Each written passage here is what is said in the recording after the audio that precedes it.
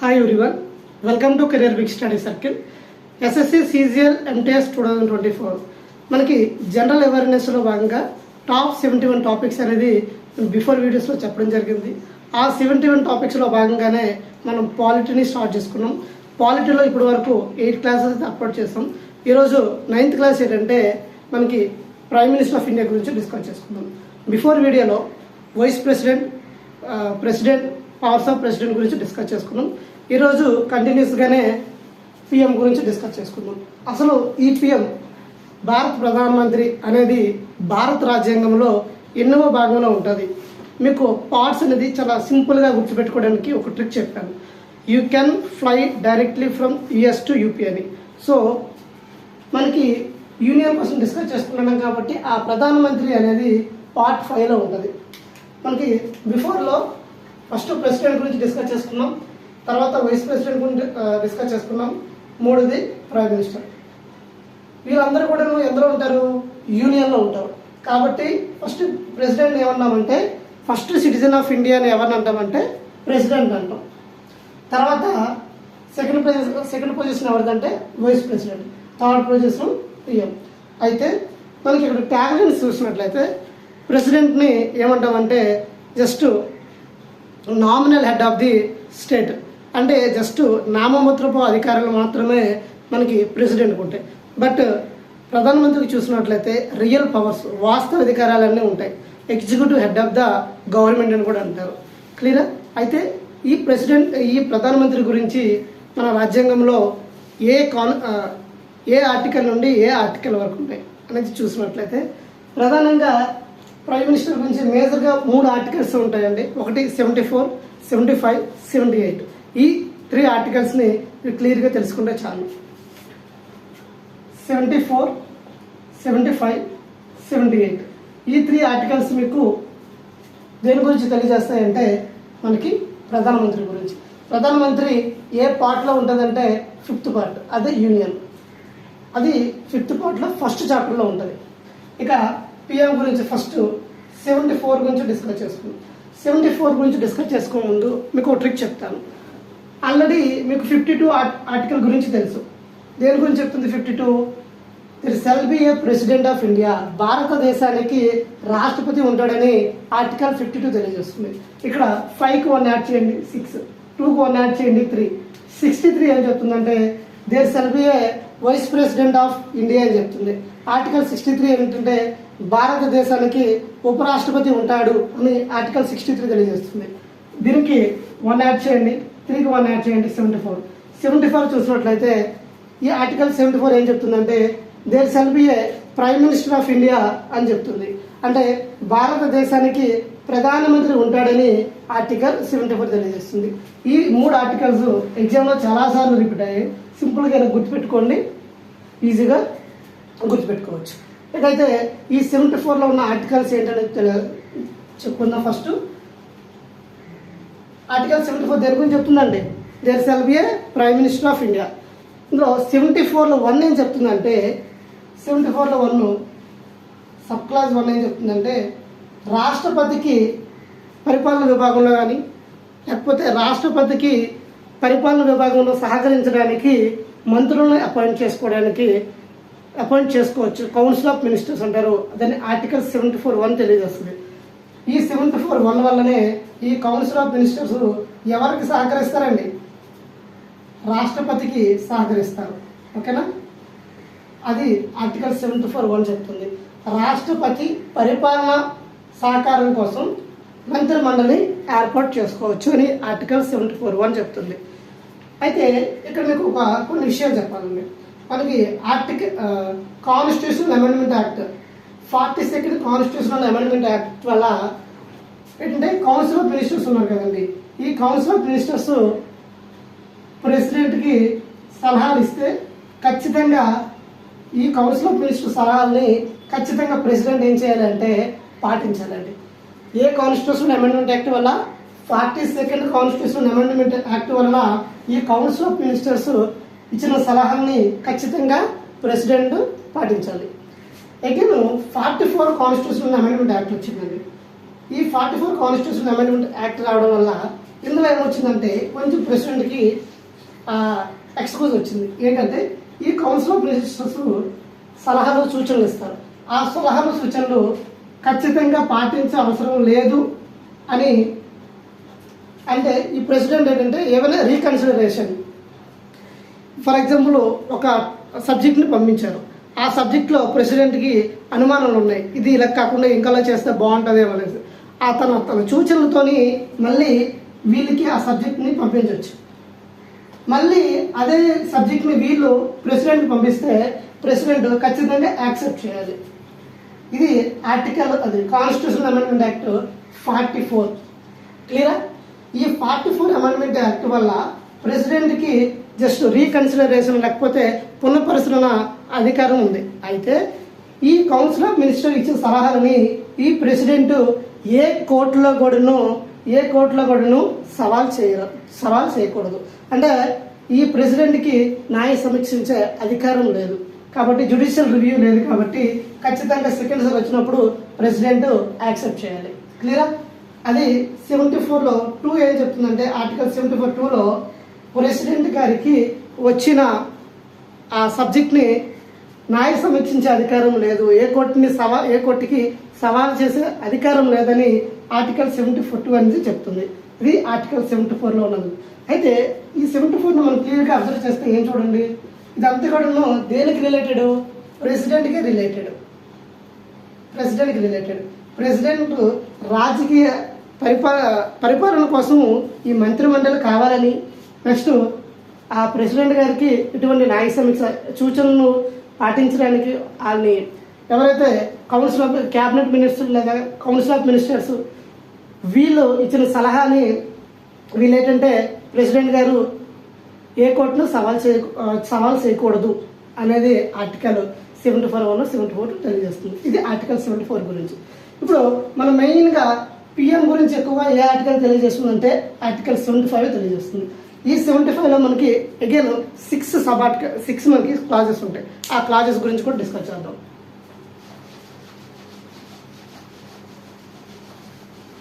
మనకి ఆర్టికల్ 75 ఏం చెప్తుందంటే, ఆర్టికల్ 75 ఏం చెప్తుందంటే ప్రధానమంత్రి ఎన్నిక, ప్రధానమంత్రిని నియమించడం, ప్రధానమంత్రిని ఎలా నియమిస్తారు అనేది ఆర్టికల్ 75 చెప్తుంది. అసలు ప్రధానమంత్రిని ఎవరు నియమిస్తారు? ప్రధానమంత్రి will be appointed by president. రాష్ట్రపతి చేత ప్రధానమంత్రి అపాయింట్ అవుతారు. అసలు ఎవరిని ప్రైమ్ మినిస్టర్గా ప్రెసిడెంట్ గారు ఆహ్వానిస్తారు అంటే ఇక్కడ మనకి 3 కేసెస్ ఉంటాయి. ఫస్ట్ వన్ ఏంటంటే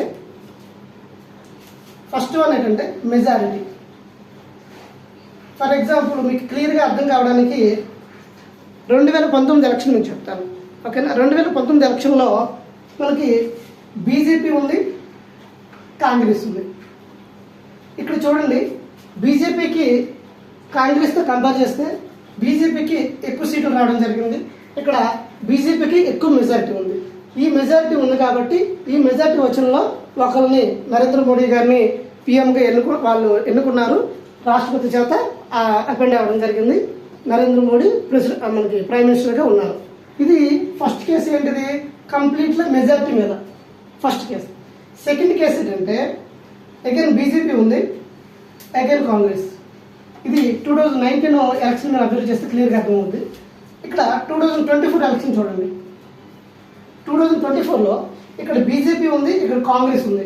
మనకి ఒక మ్యాజిక్ ఫిగర్ రావాలండి. మ్యాజిక్ ఫిగర్ ఏంటంటే లోక్సభలో మనకి 545 సీట్లలో మనకి మ్యాజిక్ ఫిగర్ మనకి ఎంత ఉండాలంటే 273 రావాలండి. మ్యాజిక్ ఫిగర్ మనకు క్రాస్ అవ్వాలంటే ఇక్కడ మనకి బీజేపీకి చూసినట్లయితే ఇండివిజువల్గా 273 సీట్లు మనకి 2024 ప్రజెంట్ ఎలక్షన్లో బీజేపీకి ఇండివిజువల్గా రాలేదు. బీజేపీ ఎవరితో అలయన్స్ అయింది, ఎవరితో పట్టుకుంది? టీడీపీ, ఇటువైపు బీహార్లో నితీష్ కుమార్ పార్టీతో ఇలా ఏం చేశారంటే ఈ 2 పార్టీలతో కలిపి వీళ్ళు అధికారాన్ని ఫామ్ చేశారు.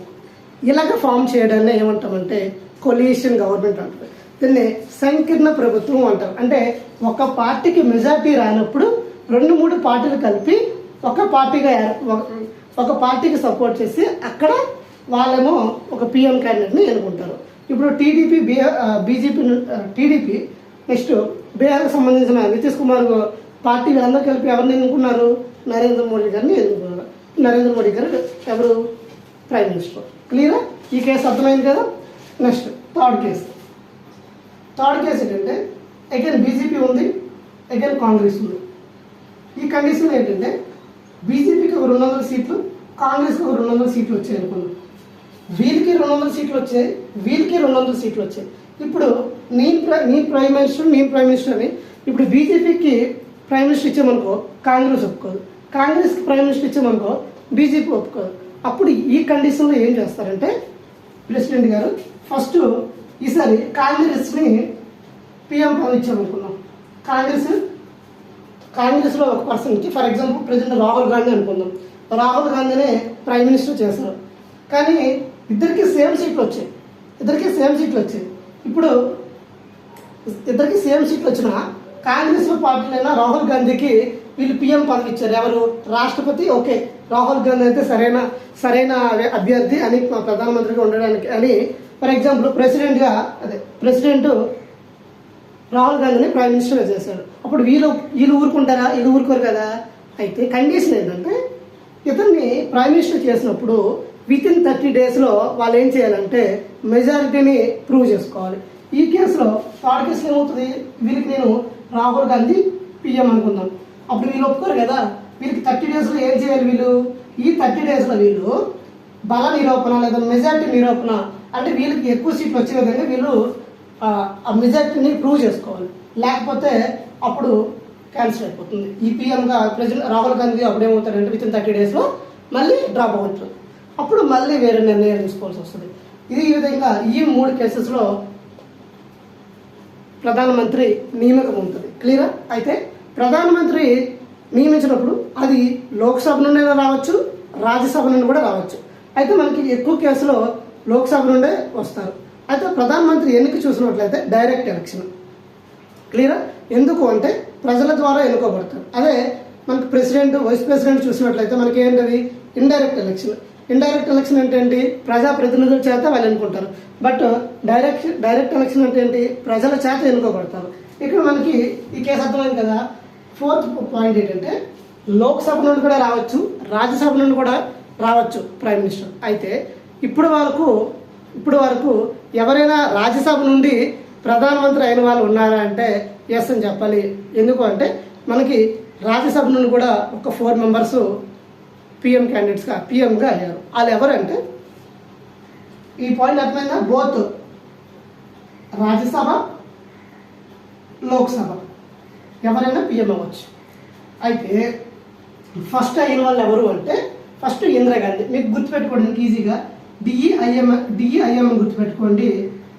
డిఐఎం ఇక్కడ ఫస్ట్ ఇందిరాగాంధీ మనకి 1966లో మనకి ఫస్ట్ రాజ్యసభ నుండి ఇందిరాగాంధీ గారు పిఎం అయ్యారు.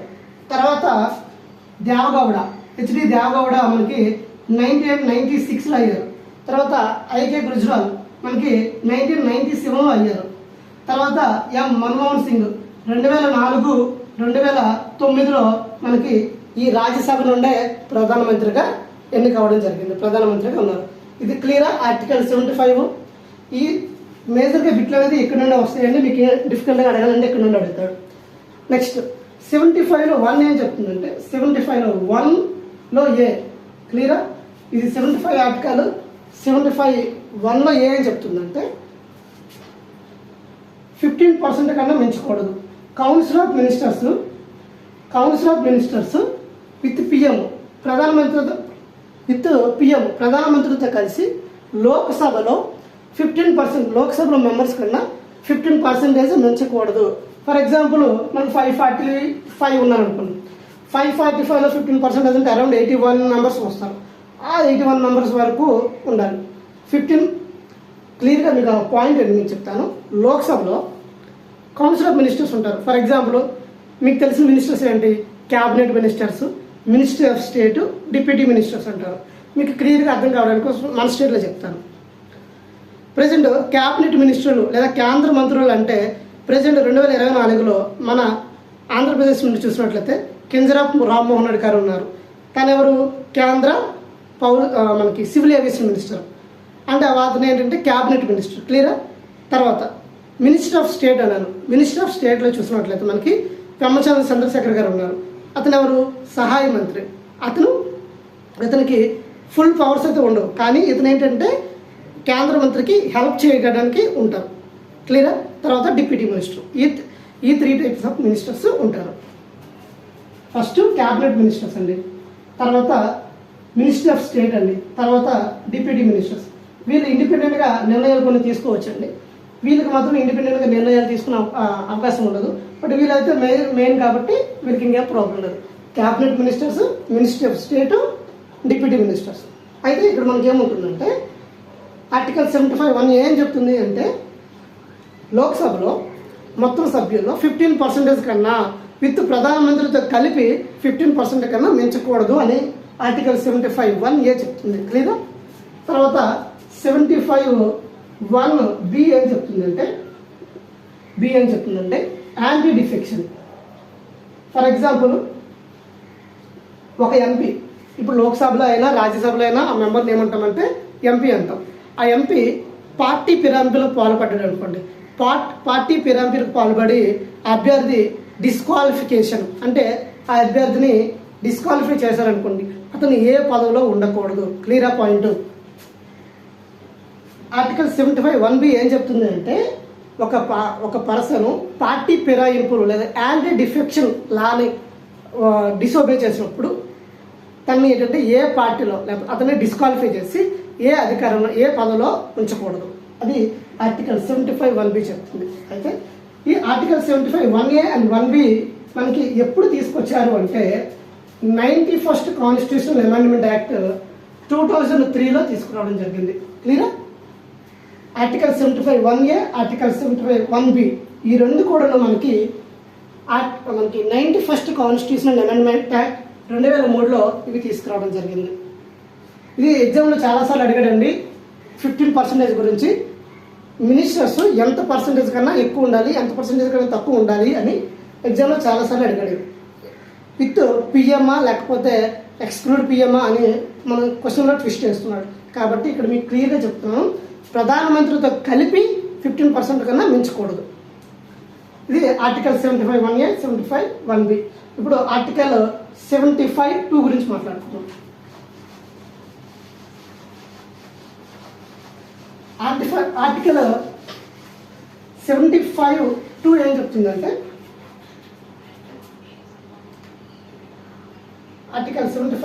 చెప్తుందంటే టర్మ్ అండ్ రిమూవల్ షార్ట్ కట్గా రాస్తున్నానండి. Term and removal. ఇప్పుడు మాకు ఒక పాయింట్ చెప్పండి, ప్రధానమంత్రి పదవీ కాలం ఎంత అని చెప్పండి. ఆప్షన్ ఏ 5 సంవత్సరాలు, ఆప్షన్ బి 2 సంవత్సరాలు, ఆప్షన్ 3 3 సంవత్సరాలు, ఆప్షన్ డి చెప్పలేము. ఆన్సర్ ఏమవుతుంది? ఆన్సర్ అనేది డి అవుతుంది. ప్రధానమంత్రి పదవీ కాలము చెప్పలేము. ఎందుకు అంటే ప్రధానమంత్రి పదవీ కాలం అనేది లోక్సభలో విశ్వాసం ఉన్నంత వరకు, రాష్ట్రపతి విశ్వాసం ఉన్నంత వరకు మాత్రమే ప్రధానమంత్రి పదవీ కాలం ఉంటుంది. మీకు అర్థం కావడం కోసం ప్రెజెంట్ ఎగ్జాంపుల్ తీసుకుందాం. ప్రెజెంట్ ఏంటంటే అగైన్ బీజేపీ, అగైన్ కాంగ్రెస్. ఇవి అర్థం కావడం కోసం చెప్తున్నానండి ఈ పార్టీ పేర్లు. ఇప్పుడు బీజేపీకి మ్యాజిక్ ఫిగర్ని క్రాస్ చేసి కొంచెం సీట్లు ఉన్నాయండి. కాంగ్రెస్ కూడా నియర్ బై మ్యాజిక్ ఫిగర్ ఉంది. ఓకేనా? మీరు కాంగ్రెస్లో ఏమంటున్నారు, ఈ బీజేపీ ప్రభుత్వాన్ని మీకు సంకీర్ణ ప్రభుత్వం 5 సంవత్సరాలు మీరు ప్రభుత్వాన్ని నడిపించలేరు అంటున్నారు. ఎందుకు అంటున్నారు? ఎందుకంటే వీడి యొక్క మ్యాజిక్ ఫిగర్ మెజారిటీ అనేది చాలా తక్కువ ఉంది, నియర్ బై ఉంది. వీళ్ళు కూడా దగ్గర ఉన్నారు. ఫర్ ఎగ్జాంపుల్ వీళ్ళు కాంగ్రెస్లో కొంతమందిని వీళ్ళు తీసుకున్నారు అనుకో, అప్పుడు వీళ్ళు మెజారిటీ అయిపోతారు కదా. వీళ్ళు మెజారిటీ అయిపోయినప్పుడు ఈ లోక్సభ వీళ్ళు పదవి అనేది వీళ్ళు ఓడిపోతారు కదా, అప్పుడు వీళ్ళు గెలుస్తారు కదా. అది రేపైనా జరగచ్చు, 5 సంవత్సరాల తర్వాత 5 సంవత్సరాలు కంటిన్యూ అయిన తర్వాత జరగచ్చు. అయితే రేపే జరిగింది అనుకో, ప్రధానమంత్రి పదవి అనేది అతనికి ఉండదు. క్లియరా? అంటే ఇక్కడ క్లియర్గా ఏం చెప్పచ్చు పాయింట్ ఏంటంటే లోక్సభలో ఎవరికైతే విశ్వాసం ఉన్నంత వరకు, విశ్వాసం అంటే మెజారిటీ అండి సింపుల్గా, లోక్సభలో మెజారిటీ ఉన్నంత వరకు, రాష్ట్రపతి విశ్వాసం ఉన్నంత వరకు ప్రధానమంత్రిగా కొనసాగుతారు. ప్రధానమంత్రికి ఇన్ని సంవత్సరాలు అన్ని సంవత్సరాల పదవి కాలం అనేది మనం చెప్పలేము. అయితే ఈ టర్మ్ అన్నాం కదా, ఫస్ట్ ఈ ప్రధానమంత్రి ఎప్పుడెప్పుడు పదవి పోతుంది? ఫస్ట్ మెజారిటీ పోయినప్పుడు, తర్వాత ధన్యవాదాలు తీర్మానం చెప్తారండి. ఆ ధన్యవాదాలు తీర్మానం అప్పుడు కూడాను సరైన మెజారిటీ రాకపోతే మనకి ధన్యవాదాలు తీర్మానం లేనప్పుడు కూడాను పిఎం క్యాండిడేట్ పోయే అవకాశం కూడా ఉంది. అలాగా మనకి ప్రీవియస్ హిస్టరీలో కూడా భారతదేశంలో కూడా ఆ ధన్యవాదాల తీర్మానంలో కూడా ఓడిపోయిన ప్రధానమంత్రి కూడా ఉన్నారండి. ఆ విధంగా కూడా ప్రధానమంత్రి పదవి అనేది పోతుంది. ఇది టర్మ్ అండ్ రిమూవల్ అండి. తర్వాత ఆర్టికల్ 75(3) ఏం చెప్తుందంటే cabinet ministers collectively responsible for Lok Sabha, cabinet minister council of ministers individually responsible for president. ఈ పాయింట్ మీకు అర్థమైందా? కలెక్టివ్లీ రెస్పాన్సిబుల్ ఫర్ లోక్సభ అండి. మీకు సోర్స్ ఆఫ్ ఇండియన్ కాన్స్టిట్యూషన్ చెప్పినప్పుడు ఒక పాయింట్ చెప్పాను. బ్రిటన్ నుండి చెప్పినప్పుడు లోక్సభలో అదే కౌన్సిల్ ఆఫ్ మినిస్టర్స్ రెస్పాన్సిబుల్ దేనికంటే లోక్సభకి రెస్పాన్సిబుల్గా ఉంటారని చెప్పడం జరిగింది. ఆ పాయింట్ ఇక్కడ మళ్ళీ రిపీట్ అవుతుంది.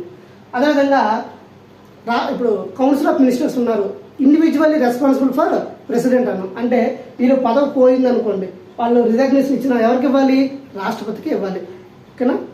అసలు ఈ కౌన్సిల్ ఆఫ్ మినిస్టర్స్ని ఎవరి సహాయంతో రాష్ట్రపతి నియమిస్తాడు? ప్రధానమంత్రి సహాయంతో రాష్ట్రపతి గారు మనకి ఈ కౌన్సిల్ ఆఫ్ మినిస్టర్స్ని నిర్ణయించడం జరుగుతుంది. Collectively responsible for the Lok Sabha, individually responsible for president. తర్వాత 75లో 4 ఏం చెప్తుందంటే ఓత్ అంటే ఓత్ అండ్ అఫర్మేషన్ అంటారు, ప్రమాణ స్వీకారం. అసలు ప్రధానమంత్రి ఎవరి చేత ప్రమాణ స్వీకారం చేయబడతాడు అంటే ప్రెసిడెంట్. ఓకేనా? పిఎం అపాయింటెడ్ బై ప్రెసిడెంట్, ప్రధానమంత్రి భారతదేశ రాష్ట్రపతి చేత appoint అయిపడుతుంది, నియమించబడతాడు.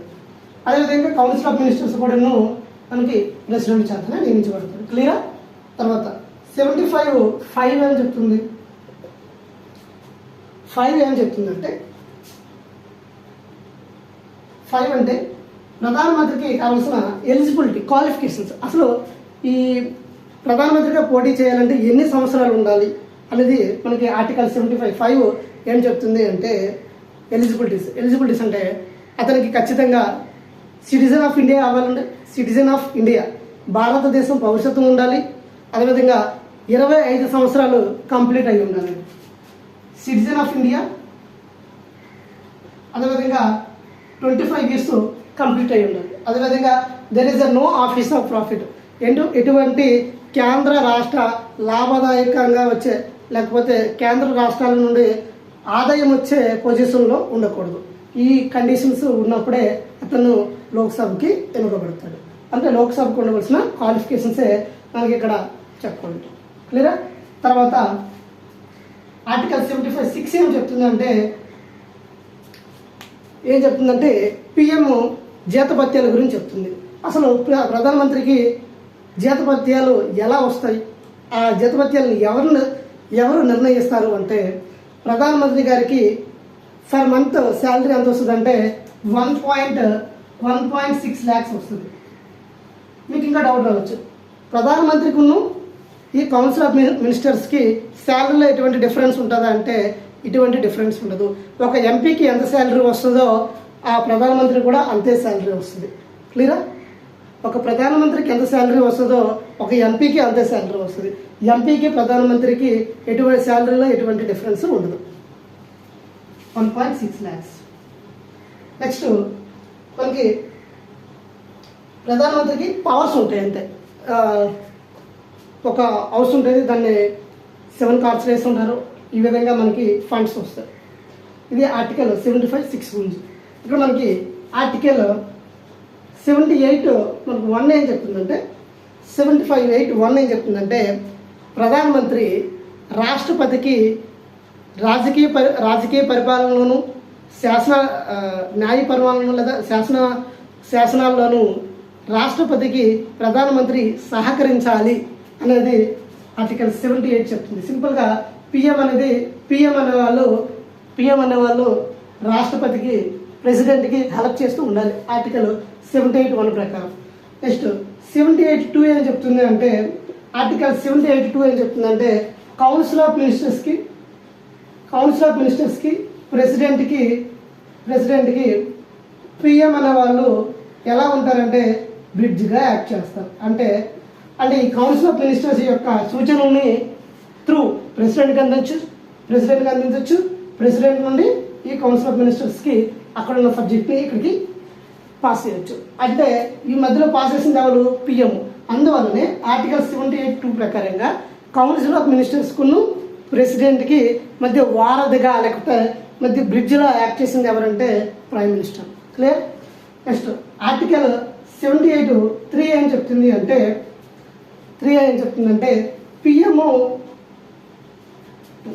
PM and also council of ministers ఇండివిజువల్గా డిసిషన్ తీసుకుంటున్నారా లేకపోతే కలెక్టివ్గా డిసిషన్ తీసుకుంటున్నారా అనేది ఎవరు చూస్తారు అంటే పిఎం, అదే రాష్ట్రపతి చూసే అధికారం ఉంటుంది. క్లియర్?